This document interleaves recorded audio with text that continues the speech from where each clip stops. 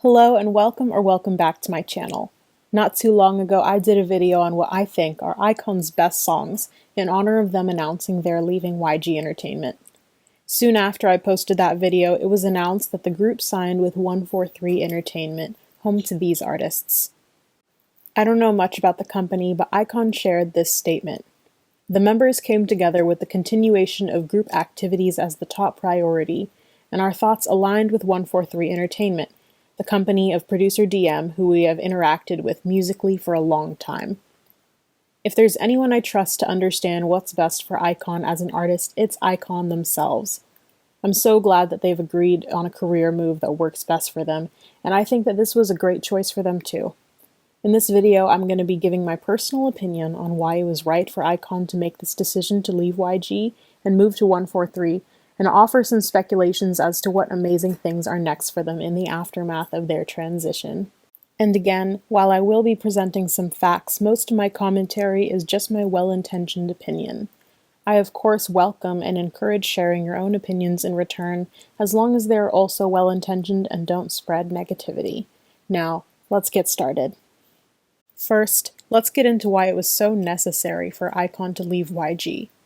I'll start by saying that I am only an iKONIC of almost 2 years, as I became a fan of them during Kingdom Legendary War.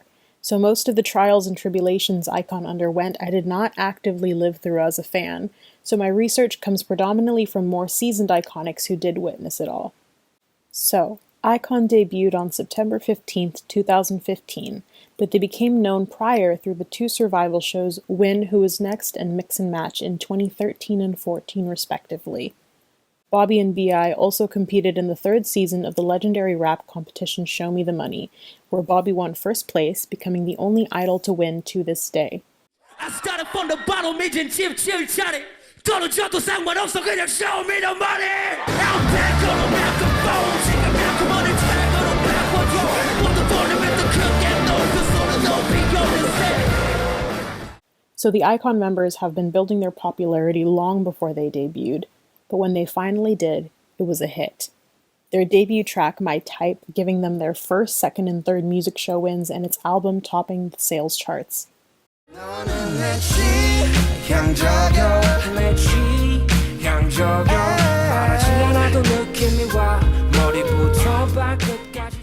Fast forward a little bit to 2018, when iKON dropped what people call a K-pop anthem, Love Scenario.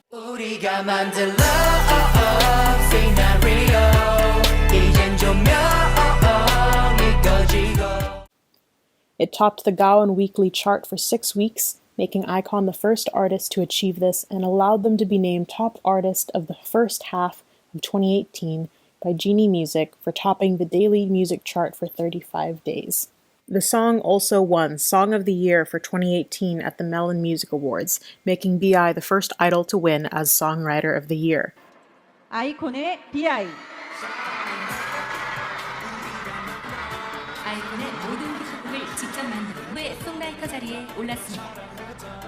It has 11 music show wins and many other accolades. It's the song that iKON is most known for, and because of it, many people call iKON a one-hit wonder, which is false. They have many Song of the Year awards and high-charting songs that appeal well to the general public.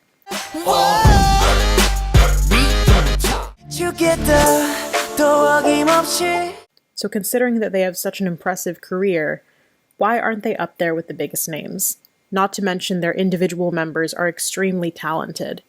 With B.I.'s renowned songwriting skills, Bobby's respected reputation in the rap world, June's vocal tone that remains unique in the industry,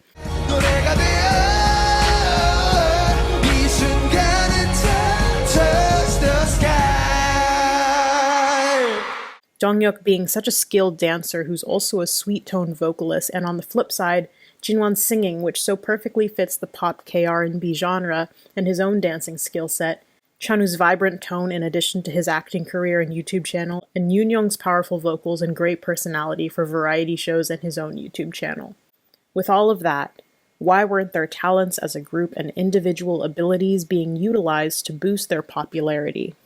A lot of it boils down to insufficient and inconsistent promotion from their company. I wouldn't go as far to say that iKON is the worst treated artist, because that's not a statistic I can prove, and frankly, I don't think YG handles any of their artists extremely well. But it shows especially with iKON. Because for a group with such a well-received discography, access to the high budget and privilege from a big three company, you would expect them to have more popularity. But in their over 7 years since debut, they have little promotions in Korea, most of them taking place solely in Japan, have never had a proper world tour. To my knowledge, they've only done tours in Asia, not other continents, and very sporadic comebacks. For a third-generation group, they have a pretty small discography. And again, despite the members' individual talents, while under YG, Bobby was the only member to launch a proper solo career. And from what I've heard from other iKONICs, it wasn't as massive as it should have been due to delayed timing and rejection of multiple songs. June writes his own songs that he's wanted to release but has been turned down, and Donghyuk has a similar situation as well. Apparently he and Bobby have hundreds of songs they wanted to release but couldn't. Even Love Scenario, their greatest hit, was rejected at first, and even after it dropped, their popularity as individuals didn't skyrocket like it should have. In a 2019 interview, B.I. and June said this. 노래는 사실 좀 많이 알아주시는데 노래를 알고 누가 부른지를 모르고 아이콘을 알아도 뭐 바비를 알아요. 근데 바비를 알면 저보고 바비라 그러고 뭐 이 친구고 비아이라고 그러고 약간 그런 것 때문에 이제 좀 얼굴을 많이 알리려고 다양한 예능이나 방송 나와서 얼굴 알리고 노래 같은 거죠, 가수 같은 게 아니라. Seeing the massive success of Love Scenario, YG should have taken the opportunity to promote iKON better and wider instead of sticking to their same old tactics that clearly weren't working so far. With how much iKON wants to achieve from their career and how possible their goals are considering their talents, leaving their company to seek another one that would better prioritize their goals and wants was the best decision for them. So that being said, leaving was the best decision, and many iKONICs agreed. And everyone knew the next step was finding a new company. And prior to it being announced that they'd sign with 143 Entertainment, many fans' minds went to former member B.I. Will iKON sign under 131 label? Will Hanbin rejoin the group? Will they collab in the future? Questions like these were circulating the internet, which I'm sure is what prompted B.I.'s company 131 label to make a statement saying that B.I. has nothing to do with iKON's future activities, which some fans took as a quote-unquote clap back or diss to OT7 stans, which I don't think it was. While blunt and to the point, it was just expressing the truth so fans wouldn't take it too far with their ideas of the 7 of them reuniting. Frankly, I think a lot of fans take iKON and B.I.'s words and actions out of context, and people just need to stop finding malice in what they choose to say or not say about each other. In my other iKON video, I explained my stance on iKON and B.I. Watch that video to get my full explanation, but in short, I stan both of them, and it's okay if you don't, but I don't welcome any negative talk about either of them if you only stan one of them on my channel. Personally, I've always hoped that iKON would reunite as 7 and join 131, but I understand why that's not happening, and I'll explain why I'm not too upset about it, and why it might be what's best for the both of them. Even if their professional lives are separate now, I believe that the 7 of them are still good friends. I'm not here to debate with others whether or not that's true, because it's irrelevant to the point I'm about to make, that regardless of the status of their personal relationship, I think merging their professional lives again would prove to be too difficult, despite how much many fans want it. First of all, there are too many people that would find controversy with them reuniting. While there are a lot of IDKONICs and OT7 stans, there are also a lot of iKONICs who don't stan B.I. and IDs who don't stan iKON who have strong negative feelings about the other artist. iKONICs have always been known as a chill, low-toxicity fandom, but with so many fans having differing opinions on the members, I feel like there would be a lot of internal fan feuding. The whole point of a fandom is that they're united in supporting their artist. Solo stans and fans who dislike particular members have always existed, but I think the ratio between them and OT7 iKONICs would be more uneven than before.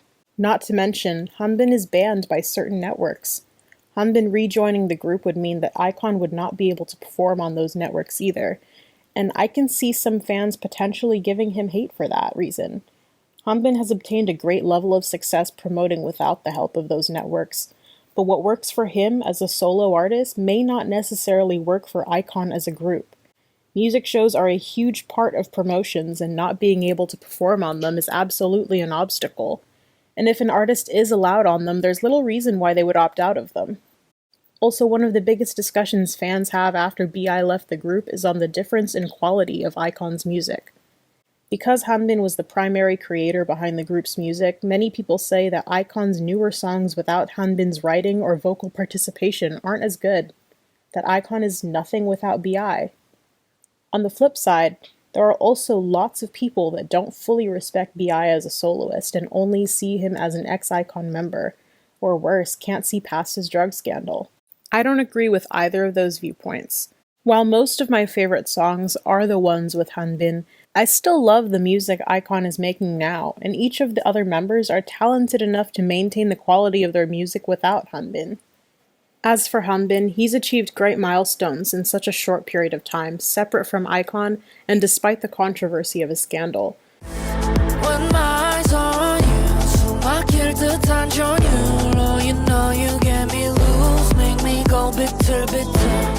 And while I won't be discussing my personal stance on the severity of his crime, because everyone's morals and principles are different, I think he's made admirable and genuine efforts to atone for his actions and humbly move forward. BI rejoining the group would seem to prove the naysayers right that iKON needs BI to not flop.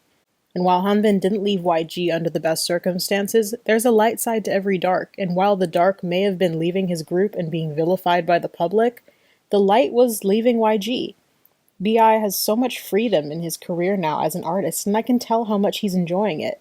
He's his own boss, he has the time to focus on and prioritize his own artistry, he controls his music and executes it exactly how he wants, and it's paying off. And I wouldn't blame him if he wouldn't want to go back to the group dynamic because of that. And I think that's okay. Because Hanbin is known as the writer of the group, people tend to overlook the fact that Bobby also writes a lot for iKON, and writes and self-produces his entire solo discography as well. June writes his own songs, Donghyuk has written a few songs for iKON and with Bobby. Jinwon took part in producing Dragon on their album Flashback. They are beyond capable of carrying the creation of iKON's music. So while I love looking back on OT7 content and don't think there's anything wrong with other fans doing so, I think we'll have to accept that for now and in the likely future, iKON will remain 6 members and BI will remain a soloist. There's nothing wrong with being an OT7 stan. I know I am, but I prefer to call it OT6+1, because you can still support all 7 of them with the understanding that 6 will be in one place and 1 in another. Maybe a collaboration could happen in the future, which I think would be really cool, and I'm still deep down holding on to that possibility if maybe it's like a one-time or a couple-time opportunity. But for now, iKON and BI are focused on their individual artistic growth. The trajectory of BI's career is on an upward slope, whereas iKON in a way is starting anew. And if they believe that 143 Entertainment is the agency where they can successfully do that, I trust their judgment. The company was founded by rapper and producer Digital Masta, or DM, who I previously mentioned. And Deok-2, who was Bobby's mentor in Show Me the Money, is signed to the agency as well. So I trust that they're in good hands. So what's next? So far, what's been confirmed by either the company or members is that iKON will have an album come back in April, which I think we can expect to have some songs written by some of the members themselves, followed by an Asia tour, as well as more global activities. I wouldn't be surprised if global activities entailed a world tour, as the members seem to have been hinting at it in recent months. I'm also hoping for some internal collaborations. The members have collabed with other Korean artists, mostly YG artists, but I think featuring or being featured by another artist from a different country would be really cool. As for individual member activities, we know that June will be making his acting debut soon in a supporting role in Bora Deborah, alongside a pretty stellar cast. I'm a big fan of Yuena. I know that Jinwon was meant to release a solo album prior to his enlistment, so I think that sometime after their comeback and touring, when it's time for him to serve, he'll pursue that. I'm not sure what genre or vibe he's going for, but as I mentioned earlier, I think his voice shines best in the pop R&B genre, and if he releases something along the lines of style of these 2 songs he covered, Tripping up and sipping, that's how I control. Snow will be falling while we're making love. I think you'd do really well. Chanu also made a return to acting in My Chilling Roommate, and if he intends on continuing that, I'm hoping he can land another great role. Yoonyoung, prior to debuting in iKON, was originally studying to be an actor. I don't know if he still wants that career path, but if he does, I hope he can be given the opportunity. As for the both of them, Chanusari and Songchulin Guide have been on hiatus for a while. Now I see that this hiatus was likely so that they could handle their affairs in terms of making a clean exit from YG, move out of their dorm, and nicely settle into 143. I'm hoping with all of that taken care of, they can make a return to their respective channels and improve or expand upon their content. As for Bobby, I know he has the creativity and lots of unreleased songs that he could definitely turn into another album, and if he does that, I'll be super hyped. But being that he's a recent family man now, I would understand if he didn't immediately put out solo content and just focus on group work. Donghyuk, on the other hand, I've always said was an underrated all-rounder whose skill set can morph into various genres. He, first of all, has a beautiful voice, and recently he's been doing more rapping, and he's an excellent dancer, not to mention he also composes and choreographs. I'm hoping in this new agency he can drop an album as well, because I can see him having a solo career that really flourishes. 단 한 번도 사랑하지 않은 적 없죠. 처음부터 지금까지도.